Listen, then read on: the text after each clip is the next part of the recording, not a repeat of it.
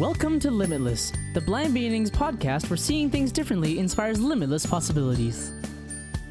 This podcast is being brought to you by Blind Beginnings, an organization based in Vancouver, Canada, that supports children and youth who are blind or partially sighted, along with their families. Limitless was created in order to inform, educate, entertain, and share stories from within the blind and partially sighted community, in order to show the world that the opportunities for those who are blind or partially sighted are truly limitless. And now, it is my pleasure to introduce you to your host, the Executive Director and Founder of Blind Beginnings, Shawn Marcellet. Welcome back to Limitless, the Blind Beginnings podcast. I'm your host, Shawn Marcellet, and I thank you for joining us again this week. June is Deafblind Awareness Month, and that's what we're going to be talking about today. But before we get into that, I want to introduce my co-host this week. Welcome back to the podcast, Kolby. Hi, thank you. Yeah, it's been a while. Yeah. Nice to have you back. Kolby, why is Deafblind Awareness Month important to you? Well, I think it's important to me because since I grew up, I always knew that I was considered deafblind. I have a hearing impairment and I wear hearing aids, and my hearing isn't that bad, but it just fits what's considered the classification of as deafblind. The condition that I have called Ostrom syndrome, a lot of people that have it do have vision and hearing impairments and is considered deafblind.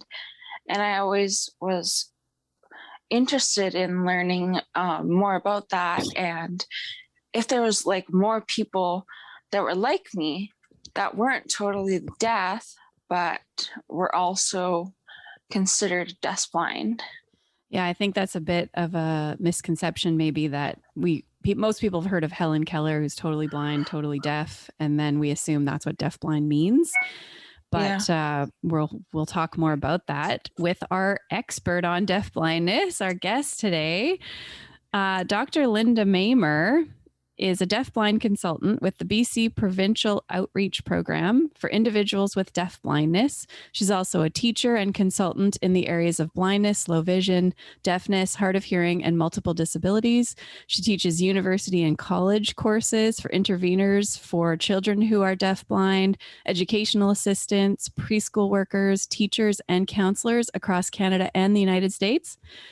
And she consults with supported independent living residences for adults with congenital deafblindness. And she's just an all-around amazing, wonderful person. Welcome, Linda Mamer. Well, thank you, Shawn. Thank you so much for inviting me here. And thank you for the lovely introduction. I'm thrilled to be here to talk about deafblindness, especially at the beginning of Deafblind Awareness Month. Yeah. Can you explain maybe like what classifies somebody as deafblind? Mm-hmm. Well, there's different ways that people look at it. In my world, in the education world, we have medical criteria that our students in particular, we see students who are kindergarten to grade 12, they have to have enough poor vision or no vision, and I'll explain that, or poor hearing or no hearing to qualify. So it's a combination of the losses of both vision and hearing. So for vision, it's 20/70 visual acuity or worse in the better eye with correction. It may be if they have a field loss of 20 degrees or more. It may be that they have an acuity that may not seem to be too bad, but if by the end of the day their visual abilities is much less because of fatigue, they would qualify. So we use the criteria that people use in British Columbia for students who are visually impaired, and also the criteria for students who are deaf and hard of hearing, which is for us, they need to have a moderate to severe hearing loss. But for us, really, it's the combination of the two losses, because there are people who have a vision loss and a hearing loss, but it may not be great enough to be a deterrent to them having what we call access to information. So if a person has a vision loss and hearing loss, and their vision is still good enough that they can function independently, then they would not be considered deafblind. And the same is true for hearing. So this medical model, which is rare in the world of deafblindness, we're one of the few jurisdictions that have it, actually has helped to be a safety net for our students who are in school with a vision and hearing loss, because that then identifies themselves to get a lot of service. And we have a lot of service available in British Columbia for students who are with the label of deafblindness. So let's back up a little bit. How did you get into this field? Oh, well, I grew up in Ontario, and I went to university and teachers college, and I knew I didn't want to teach children in a regular classroom situation. So through a number of situations, I ended up at a training program for teachers of kids who are deaf and hard of hearing. And close to where I grew up is Brantford, Ontario, where the only school in Canada for children who are blind and deafblind as a residential school exists and has been there for many, many years. So during my training, I thought, I'm going to tour this school. And I went into the deafblind unit, which I'll tell you about in a minute. And I thought I died and gone to heaven. I thought, this is where I need to be. And the deafblind unit at the time was started because of the rubella epidemic in the 60s, where thousands of children were born deafblind because their mothers had German measles while they were pregnant. And so this boom, sad to say, was so large that they created a separate school because there were so many children from across Canada at the time who came to Brantford for the school for kids who were deafblind.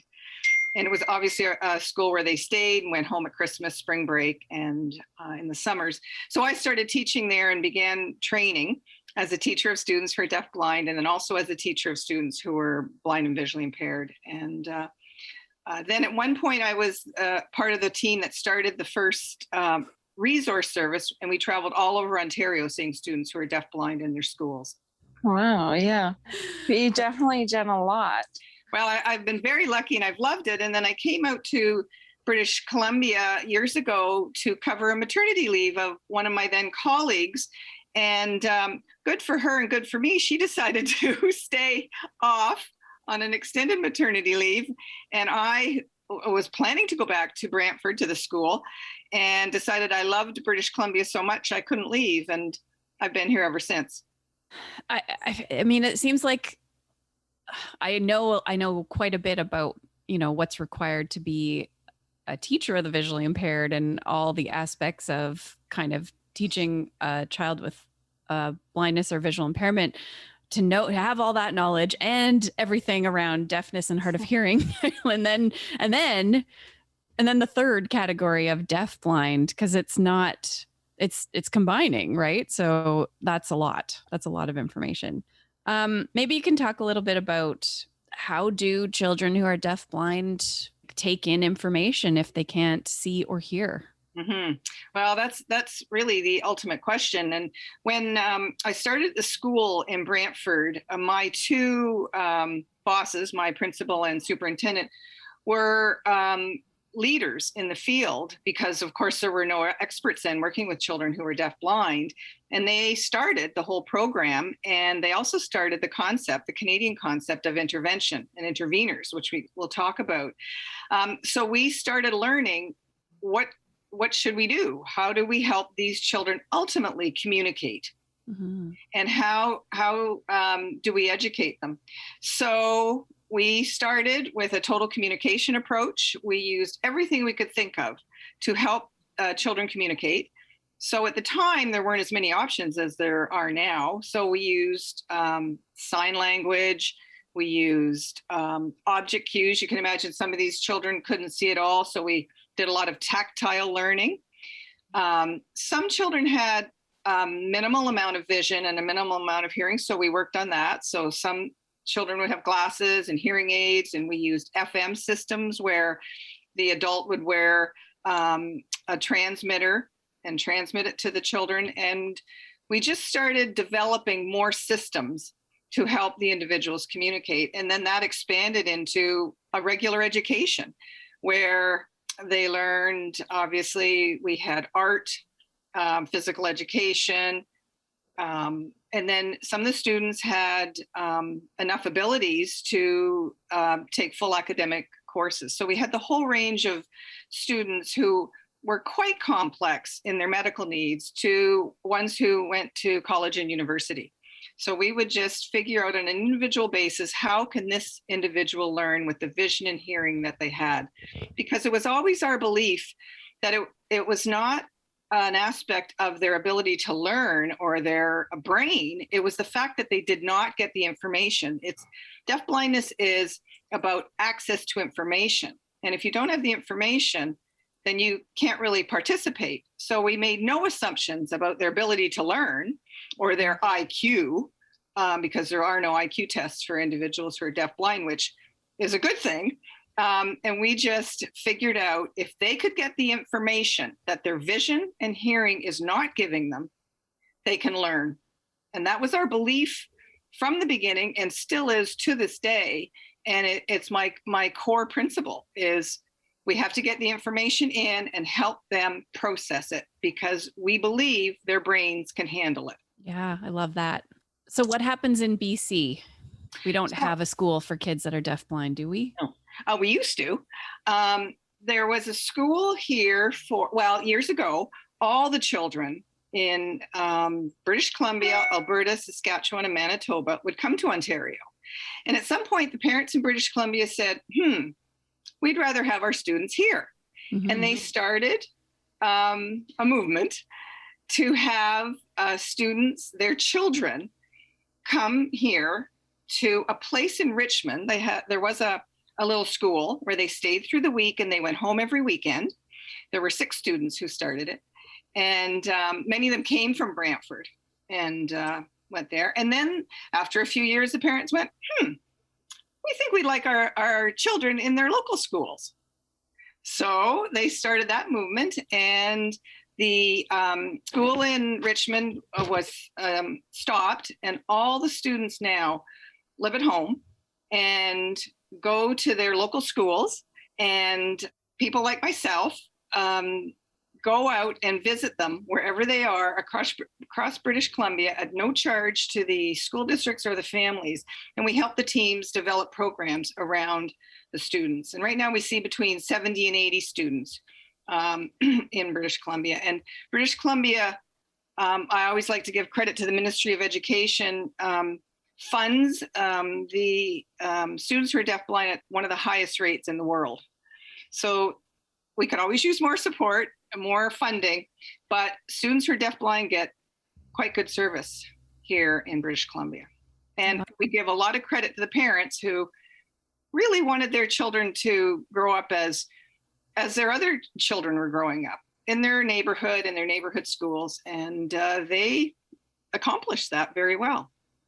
I can't even imagine sending your child off like to another province to go to school, like typical child, but then also child that's blind and deaf. Like, oh my gosh, that's terrible. Good for those parents. Yeah, good for the parents. And at the time that was their only option. Yeah.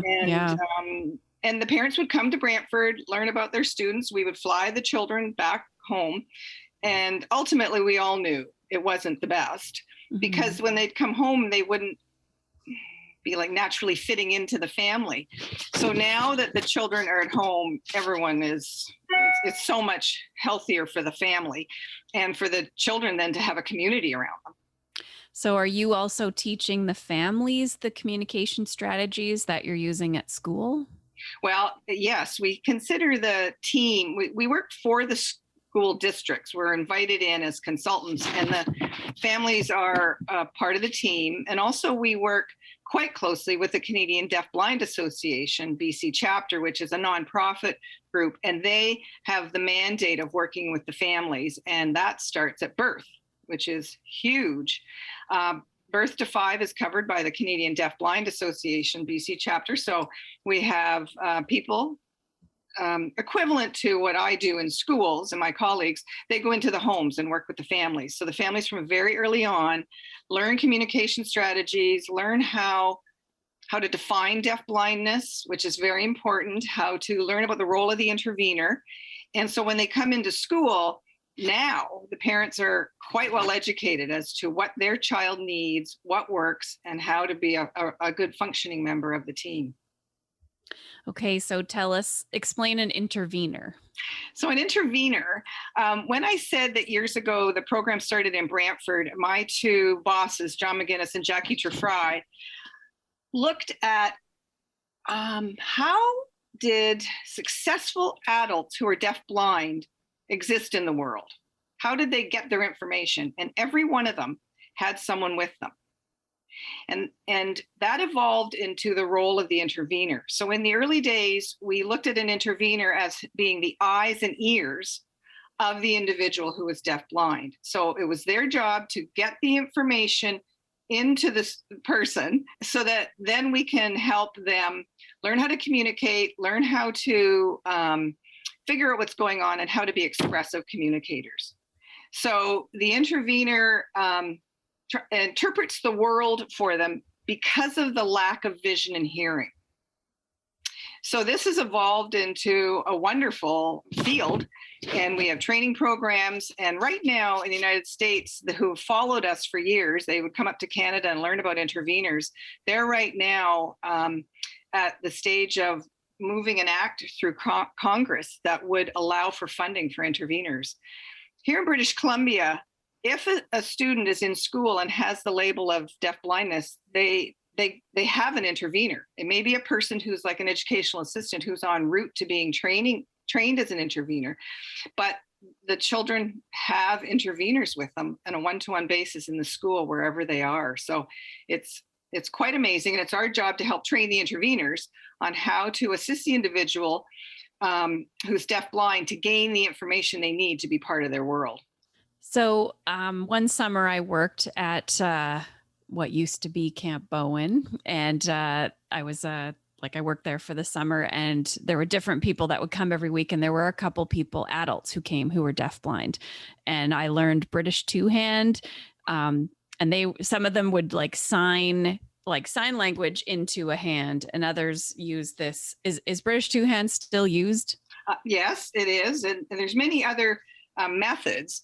And one of the things we always hold in our heads is when Jackie and John went and looked at adults who were successful, of course, they looked at Helen Keller, who you talked about, and she really is our role model. So when Annie Sullivan showed up, and many people know the story, but it's well worth telling. When Annie showed up, she didn't know what to do. I mean, as you said, Helen had no vision, no hearing from the age of 19 months. And all she knew was finger spelling in Annie's hand. So she would spend hours every day just finger spelling in a hand, which Helen said later, it was more almost like being tickled, right? Had no reference to what that was. But Annie had no other structure, no other strategy. And then she started connecting what she was finger spelling in Annie's hand, in Helen's hand, to the object. And if you've seen the movie The Miracle Worker, and if you haven't, I highly suggest it. When Helen felt water from the pump, and Annie finger spelled WATER, it was like, I just have chills now telling you. Me too. An Oprah aha moment. She got it. She literally got it, and she ran around touching stuff, throwing her hand at Annie. What is this? What is that? And that was the beginning of, if you get the information in, there's a brain there to work with, right? So now we have many strategies. So we have the British two-handed method. We have finger spelling in your hand. You have printing in your hand. You have tactile signing. And all the way to now, we have something called pro-tactile, more in the adult world, the acquired deafblind world, where people have developed systems where you touch different parts of the person who's deafblind's body to indicate emotion or it's like another code that is quite quick for the person who's deafblind to be aware of things, to be, if the speaker changes.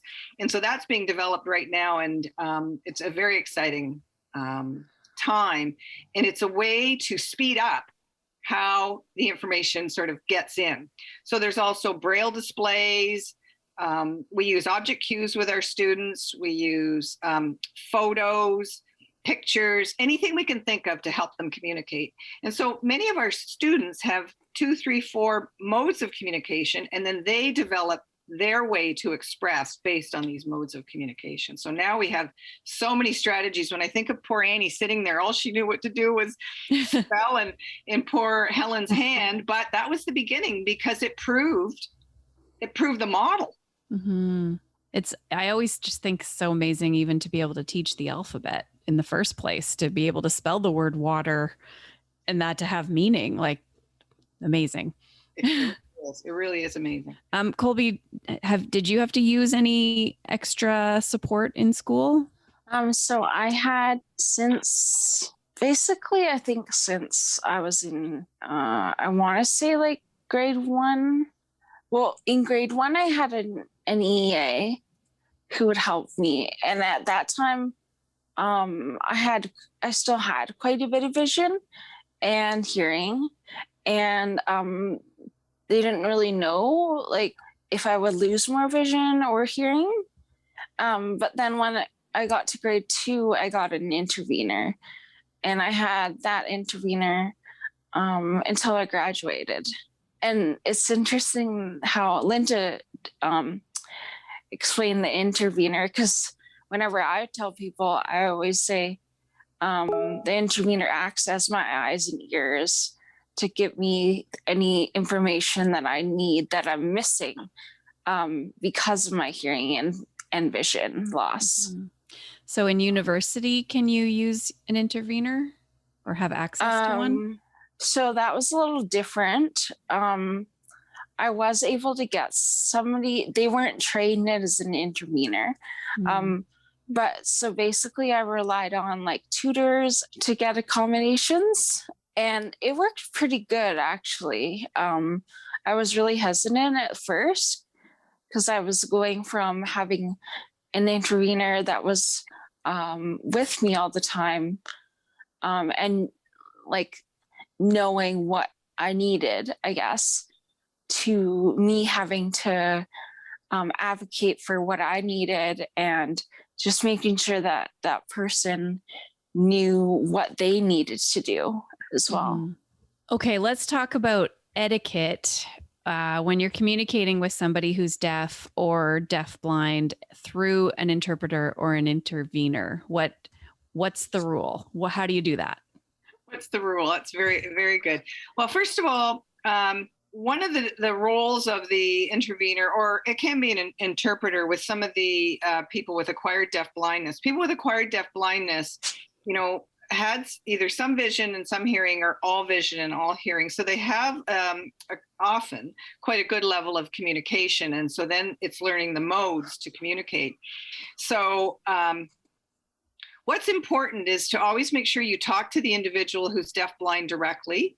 You can, if you don't know them, you can say, I want to learn how to communicate with you. And the intervener interpreter will help the individual who's deafblind know that that's what you want to do. And then what I found is people are very willing to help, and they can either show you how to do it, or the intervener will help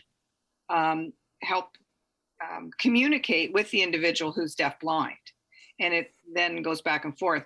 But it's the same that's true with when you're interacting with a person who's deaf. You don't talk to the interpreter or intervener directly. You are communicating with the individual who's deaf or deafblind. And then it works as quite a fluid situation. And interveners learn how to help people who are sighted and hearing interact with the individual who's deafblind. And really, as Kolby said, you are the eyes and ears. So you help them, and then you help the individual who's communicating with them on how to make it happen. it sounds a bit odd, but actually it works quite smoothly because the intervener learns what their role is. And as someone moves along in their ability to communicate, such as Kolby is the one who directs the intervener or interpreter on how they want to be. And one of the things we often work on as the individual, enters maybe grade 6, grade 7 and up, they learn how to be really the ultimate employer of their intervener. So they tell the intervener what they want. We have a whole manual on this, that if they want to go to the school dance, what they want the intervener to do at the school dance, if they want to go for a job. So it's really driven from the individual who's deafblind, that they direct the information and their access to information through the intervener. The intervener doesn't sort of take over and explain things, but they are trained in the modes of communication that the individual who's deafblind uses. So when you interacted with the person with British sign language or finger spelling, if that person wanted an intervener, that intervener would need to have those skills. Yeah.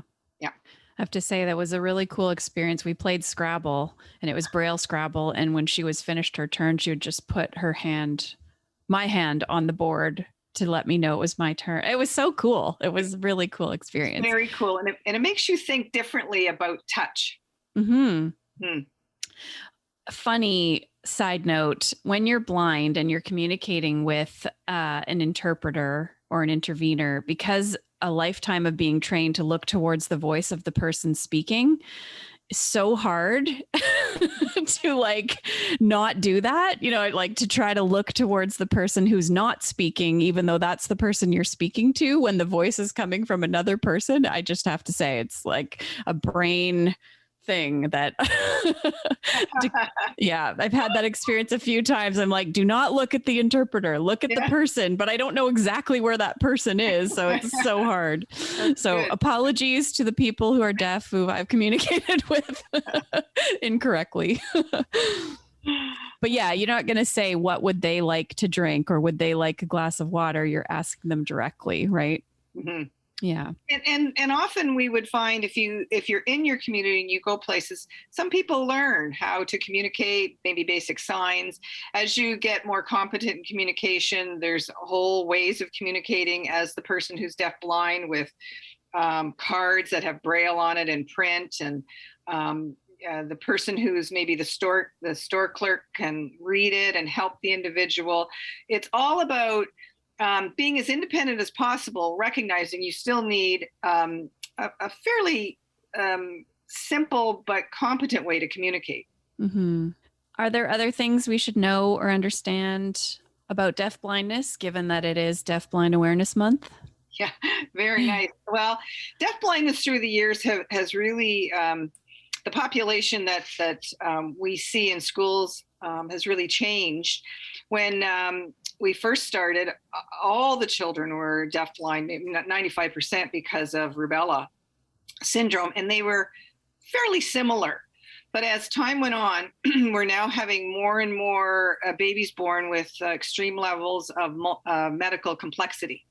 So many of our students in school now are in wheelchairs, receive their nutrition through a tube, have full-time nursing. Fortunately, we have schools that are set up for inclusive models. So these children come to school who, again, are very complex, but it's important that they're in school.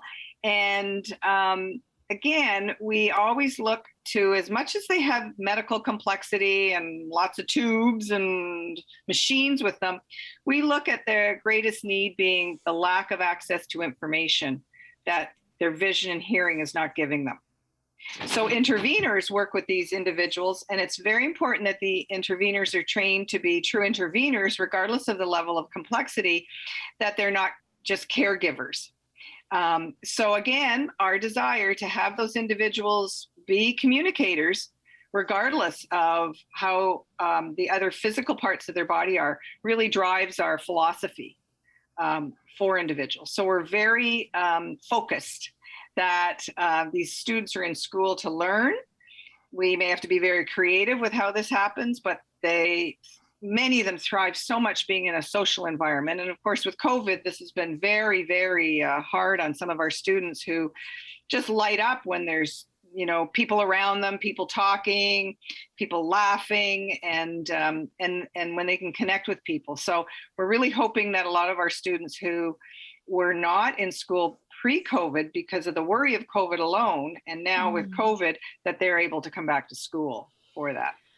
I was wondering about that. I mean, if you need to be pretty hands-on with kids who are deafblind, how has that worked through COVID? Well, many of our students who stayed at home have Zoom lessons, and so the parents essentially become the interveners, and the intervener works with them virtually. And then often people who do what I do at the Provincial Outreach Program for students with deafblindness get on the call with them, and we figure out, again, it's all about communication, routine, predictability, what are we doing with them that makes sense? What concepts are they learning? And the irony of this is many of these students are often quite ill and don't come to school, but with COVID, they've had 100% attendance. Yeah. And the beauty of this has been the families have become so much more knowledgeable about how their child interacts and communicates. And at the same time, the Canadian Deafblind Association, we've been doing Zoom craft hours, again, with the whole family. So again, it has really opened up how families can be active participants in the communication process with their children. I think, even though we've had COVID and everything that's gone on, I really think that there's been some really positive things that have come out of it. Yeah, I completely agree. We call them silver linings. We've had some students who really wouldn't look at a screen become very interested. I had one of my students who's deafblind sitting on the floor with a big screen right at his sort of eye level, and his intervener was on the Zoom call, and my student actually reached out to the screen to try to touch the intervener. So you knew he knew that was his intervener, and then they did a whole lesson together. So as much as we would like everyone to be together, some of these areas have really opened up to help the child communicate and interact in different ways. So if we're out in the world and we come across somebody who's deafblind, any suggestions on how to start a conversation? That's a very good question. It would depend if they had someone with them. And then it would be an intervener or interpreter, and you could just approach them. If they are not with someone, I would suspect that they have some way to communicate with the public, whether it's something handheld, it could be their phone, and then you can text that way. It could be cards. Many people who with acquired deafblindness would have a card that would say, can you help me? And then they'd have like a yes or no card. Can you help me find the bus stop? Can you help me cross the street? That sort of thing. It's obviously on a basic level as you start, but it's probably easier than you think, because people who are deafblind are very keen to communicate. So they are happy when people try. And sometimes it's just figuring out what works for that person. But texting became the thing that really opened up the world for, it started with people who were deaf. That was like overnight. They were instantly communicating. And then when it moved into the world of deafblindness, some of my adult friends who are deafblind, we would communicate 5-6 times a day without the need of an intervener because of texting. And it just opened up the world overnight, literally. Yeah, that's great. So are there any events happening as part of Deafblind Awareness Month? Yes, there's quite a few actually. And Deafblind Awareness Month is June because that's the month, two dates. Helen Keller was born in June and she passed away in June. So we look at the whole month. So this year, we just received notice that the province of British Columbia is proclaiming June as Deafblind Month, Deafblind Awareness Month. So we're very excited about that. And also cities now are starting to proclaim it. So people are getting more aware. So New Westminster, Richmond, and Victoria have agreed to proclaim Deafblindness Month. Many of the big areas around British Columbia are going to be lit up. Blue is the color of deafblindness. It was just chosen as we look at a wave going across Canada in deafblindness. So some of the big like city halls and bridges are going to be lit up in blue, either on June 1st, which is the start of Deafblind Awareness Month, or for the whole month, which is fantastic. And we're also doing this new thing that you may or may not have ever heard about, none of us really had, called yarn, like in wool, bombing. And it started in Europe where people would knit, and then go cover something to bring awareness to whatever they were bringing awareness to. And the deafblind world, Deafblind International, has taken on yarn bombing as our way to help with awareness. And one of it is, part of it is the tactile aspect of yarn. So people are knitting like crazy to cover different either statues or doorknobs or parking meters or the big hockey stick in Duncan. Oh, wow. Wow. A couple of our schools are knitting, and they'll yarn bomb something around the school in a way that people will go, why is this happening? And then people have the opportunity to talk about deafblindness. So if you see anything, you can take a picture. We're having pictures shared with like Twitter. Okay. And in Burnaby, apparently there's sheep that are metal sheep. And we're hoping to get enough squares of yarn to cover the sheep. Oh, wow. So it was completely new to all of us. And it's now going around the world. That's really cool. Which is very cool. Is it only in June that yarn bombing can happen? Well, that's how it's starting.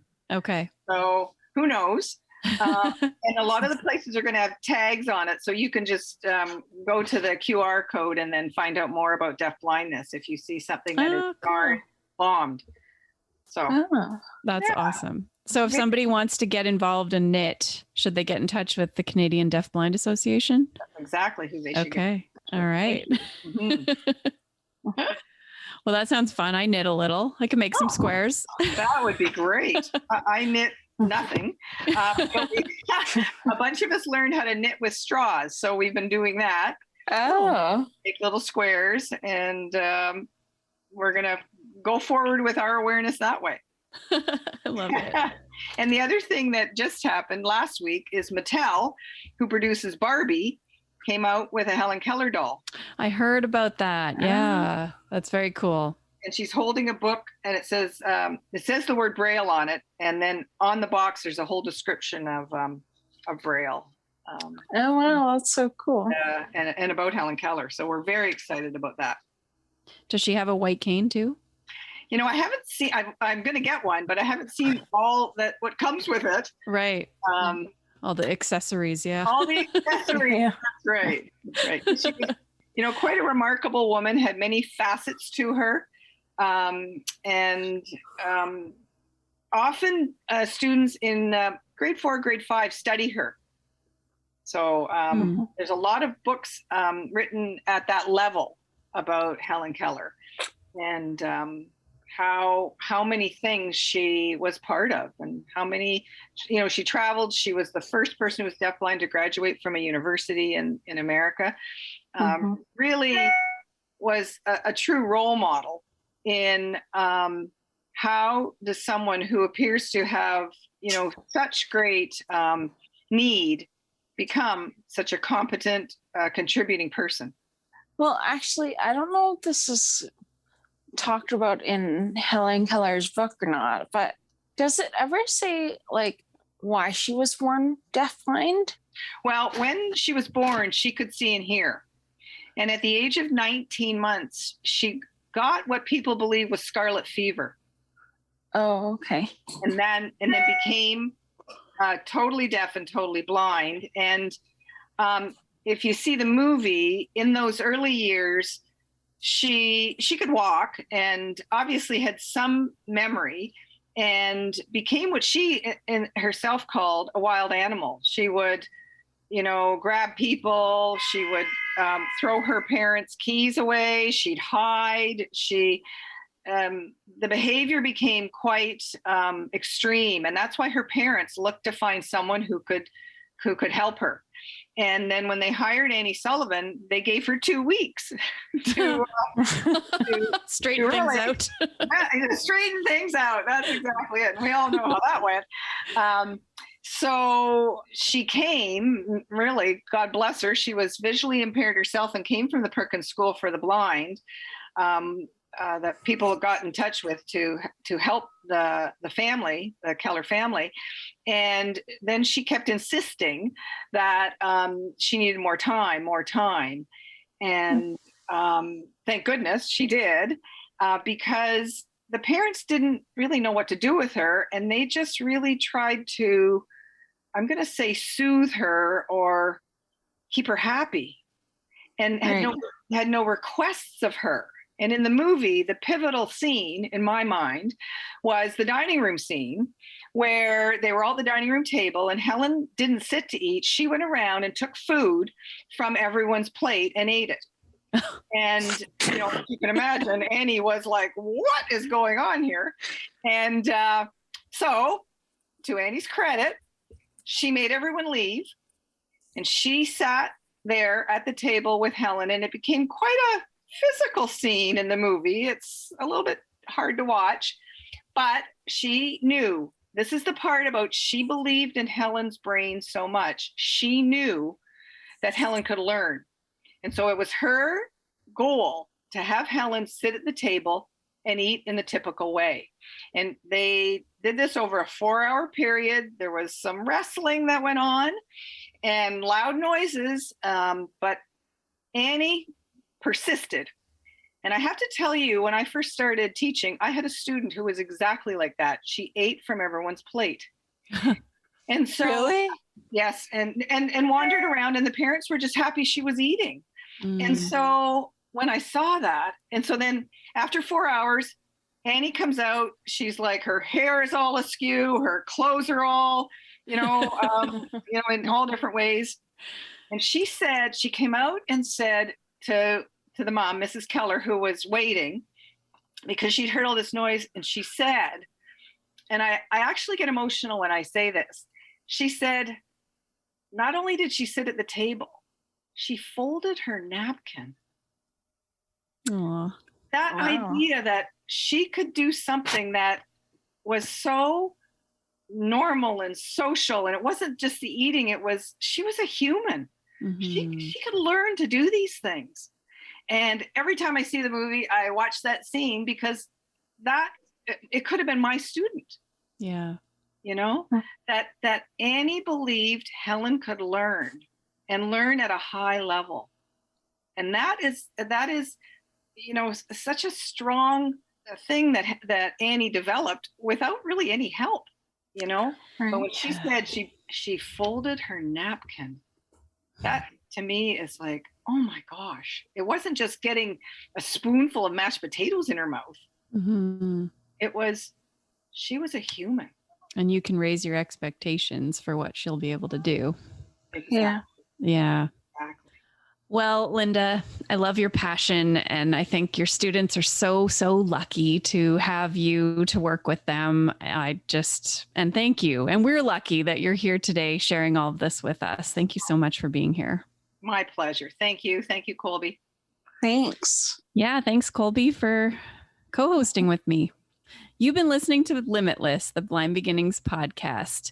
If you have a question, a comment, or a future topic request, send us an email to limitless@blindbeginnings.ca. Share this podcast with a friend, leave us a comment or a rating, and join us again next time. This podcast has been brought to you by Blind Beginnings, an organization based in Vancouver, Canada, that supports children and youth who are blind or partially sighted, along with their families. Music for this podcast is composed by Shawn Bishop and Clement Chow. Production and audio editing by Rob Minot. For more information about Blind Beginnings and the work it does to support children and youth who are blind and partially sighted, along with their families, visit us on the web at www.blindbeginnings.ca, and also remember to follow us on Facebook, Instagram, and Twitter. We thank you for joining us, and we look forward to seeing you next time.